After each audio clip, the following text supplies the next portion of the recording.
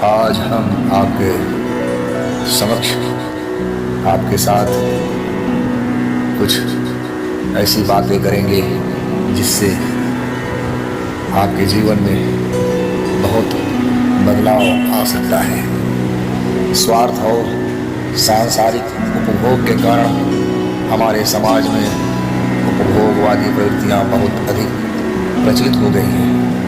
व्यक्ति अपनी इच्छाओं को संतुष्ट करने के लिए अपने सगे संबंधियों, माता पिता, भाई बहन, दोस्तों से दूर हुए जा रहा है। आर्थिक समृद्धि और भौतिक सुख सुविधाओं की प्राप्ति को ही जीवन का सर्वोत्तम उद्देश्य समझने लगा है। परिणाम स्वरूप आत्मबोधता और आत्मकेंद्रितता बढ़ गई है और रिश्तों में दूरियां आ गई हैं। यह स्वार्थ जो स्वाभाविक रूप से मनुष्य के भीतर विद्यमान है, धीरे धीरे भावनात्मक और मानसिक स्तर पर कमजोर कर रही है।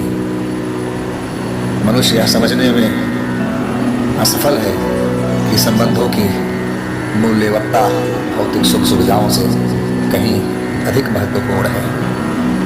मनुष्य अपनी असीमित इच्छाओं के कारण भी दूषित हो चुका है। मनुष्य की आत्मकेंद्रित सोच उसे यह महसूस नहीं करने देती कि जीवन में कोई भी चीज अनंत नहीं होती। हर चीज का एक समय सीमित होता है। जब इंसान अपनी इच्छाओं को बिना किसी सीमा के पूरा करने में जुट जाता है तो वह भौतिक और मानसिक रूप से रोगी हो जाता है।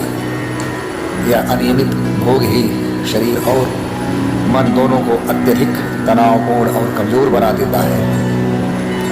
शरीर और मन के साथ जब अत्यधिक अनुशासनहीनता होती है तो शरीर शारीरिक रोगों का शिकार हो जाता है और मन मानसिक विकारों का। जीवन की अस्थिरता और शरीर की क्षणिकता मनुष्य को समझ में नहीं आती। हमारे जीवन का समय निश्चित होता है। हर जीवन का समय निश्चित है और शरीर भी एक निश्चित सीमा तक ही कार्य करने की क्षमता रखता है। जब व्यक्ति इस तथ्य को भूलकर असीमित भोग की तरफ बढ़ता है तो वह अपनी जीवन शक्ति और शारीरिक संसाधनों का दोहन करने लगता है। इससे शारीरिक और मानसिक विकार उत्पन्न हो जाते हैं। यह समय के साथ अनियंत्रित जीवन शैली के कारण ऐसा संभव हो पाता है जो व्यक्ति को दुख और क्लेश की ओर ले जाता है। मनुष्य के अमर्यादित सोच का प्रभाव उसके जीवन पर कैसा पड़ता है उसे ये पता भी नहीं चलता कि असीमित और अमर्यादित सोच जब हद से बाहर चली जाती है तो वह न केवल शारीरिक रूप से बल्कि मानसिक और आत्मिक रूप से भी खोखला हो जाता है। ऐसी सोच उसे सही और गलत के बीच अंतर समझने से भी रोक देती है। यह अव्यवस्था और अशांति का कारण बनती है और व्यक्ति जीवन के सबसे मूल उद्देश्य को भूलकर केवल भौतिक चीजों में उलझकर रह जाता है। इसके समाधान और संतुलन के लिए समाज में और व्यक्ति में दोनों को समानांतर रूप से बराबर रूप से संतुलन बनाए रखना जरूरी है। भौतिक सुख सुविधाएं और दुनिया की भव्यताएं निश्चित रूप से महत्वपूर्ण है, लेकिन यह हमारे जीवन का केवल एक हिस्सा होना चाहिए।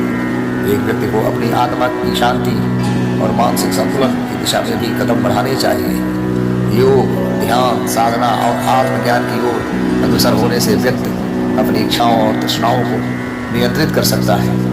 यह उसे सच्चे सुख की प्राप्ति में मदद कर सकता है और जीवन के वास्तविक उद्देश्यों को पहचानने में सहायता कर सकता है। इसी प्रकार से अगर मनुष्य अपने जीवन के वास्तविक अर्थ को समझे और आत्मिक दृष्टि से अपना जीवन जीने की कोशिश करे तो वह अपनी सोच को सीमित और नियंत्रित करके मानसिक और शारीरिक दोनों ही रूपों में स्वस्थ रह सकता है और अपना कल्याण कर सकता है।